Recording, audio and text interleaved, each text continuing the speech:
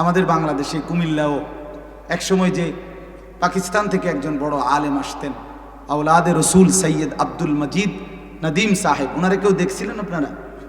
এনে কেউ আছেন বয়স্ক? কেউ নাই?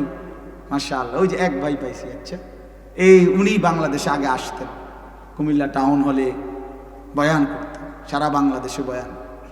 ওনার তেলাওয়াত, ওনার বয়ান ছিল কলিজার ছেঁড়া বয়ান, আমরাও ছোটবেলায় অনেক শুনছি।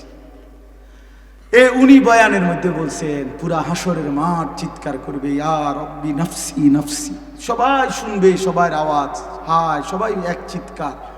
হঠাৎ করে সব মানুষ খেয়াল করবে, কোনো এক জায়গা থেকে কে যেন একজন বলতেছে, ইয়া রব্বি উম্মতি উম্মতি। শুধু একজনের আওয়াজ শোনা যায় আলাদা, কে যেন একজন বলতেছে, আয় মাওলা, আমার উম্মতের কি হবে, আমার উম্মতের কি হবে। তিনি মুহাম্মাদুর রাসূলুল্লাহ সাল্লাল্লাহু আলাইহি ওয়াসাল্লাম। সুম্মা লা তুসআলুন্না ইয়াওমাইদিন আনিন নাঈম। আল্লাহ তাআলা বলেন, বান্দা সেই হাসরের ময়দানে এনে দুই চোখে জাহান্নাম দেখাইয়া এরপরে আমি আল্লাহ আমার দেওয়া এই পৃথিবীতে তোমারে যত নেয়ামত দিয়েছিলাম, এই আলো বাতাস রোদ বৃষ্টি আসমান জমিন চন্দ্র সূর্য গ্রহ নক্ষত্র ক্ষেত ফসল ফল ফুল স্ত্রী সন্তান টাকা পয়সা জায়গা জমি, এই সব কিছু বান্দা, একটা নিঃশ্বাস, চোখের একটা পলক, এক ফোঁটা পানি, খাবারের একটা লোকমা, জীবনের প্রতিটা নড়াচড়া যা আমি দিয়েছি, আমি আমার প্রতিটি নিয়ামত সম্পর্কে লা তুসআলুন্না একটা একটা করে গুনে গুনে জিজ্ঞেস করব। আমার প্রতি ঢোক পানির বদলায় কি কৃতজ্ঞতা আদায় করছো, প্রতি লোকমা খাবারের বদলায়, প্রতিটি অক্সিজেনের বদলায়, নিঃশ্বাস নেওয়ার বদলায় আমার শুকর কি আদায় করেছ? বলো বান্দা। আমি এতদিন সুস্থ রাখছিলাম, আমার সুস্থতার হক কি আদায় করছো? আমার নেয়ামতের প্রশ্ন করবে।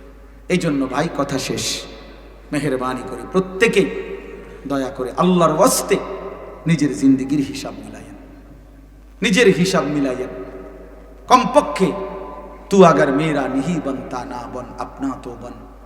কারো কথা যদি নাও মনে পড়ে, কমপক্ষে নিজের কথা ভাইবেন, নিজের জন্যই কিছু করেন, নিজের ভালো, নিজের কল্যাণ, নিজের কবর, নিজের আখিরাতটা কমপক্ষে নিরাপদ করেন।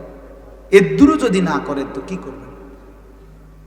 নিজের জন্য একটু ভাবেন। আল্লাহ তাআলা আমাদের সবাইকে তৌফিক দান করেন।